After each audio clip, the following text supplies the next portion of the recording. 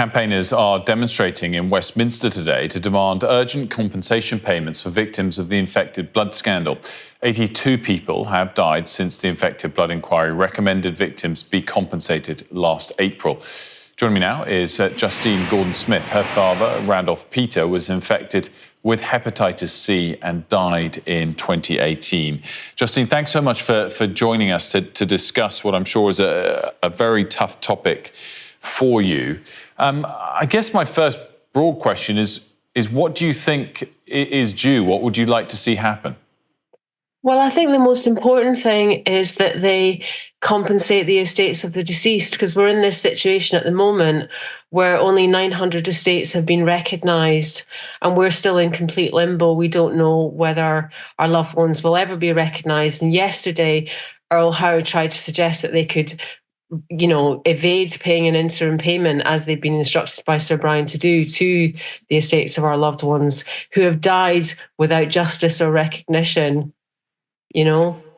Absolutely. And you're mentioning some names there. Just elaborate on who you're talking about, because there obviously was an official inquiry. We haven't seen it fully published yet. It's been pushed back a couple of times. It's expected in May. Why do you think it's been pushed back? Well, the second interim report, which was the final report on compensation, was published last year on the 5th of April. So the government are well aware of all the recommendations on compensation, and have been sitting on their hands about that for over a year now. The final report is delayed because it's so complex, because there's such extensive criticisms, and that's required the inquiry to write to all the people that will be criticised, and that's part of the Inquiries Act, to confirm with them that they will be severely criticised.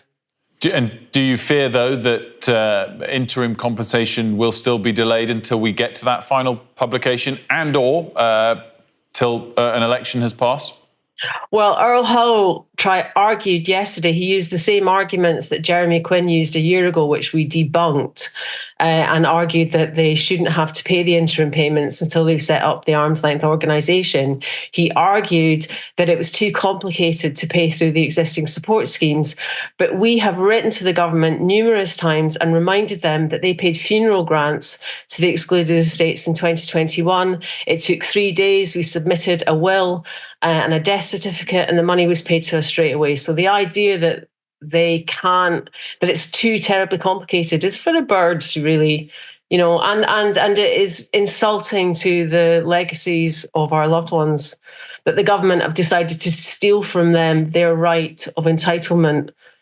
What do you hope might change the tone of what you're hearing and receiving in the weeks or months, hopefully not years, ahead? I mean, clearly there's been a lot of impetus behind the sub-postmaster Horizon scandal following an ITV drama. Are you hopeful of something similar, or do you think that shouldn't be necessary?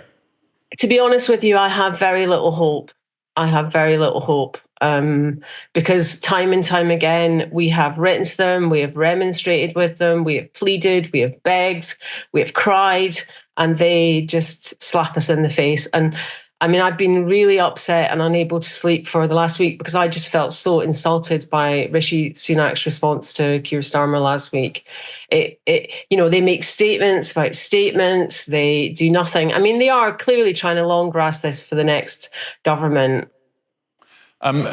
Just finally, Justine, what do you hope for the protests today? I mean, I guess you've expressed already that you're not particularly hopeful whether it's longer term or not, but I presume the message is we're going to continue the fight and we'll get there in the end.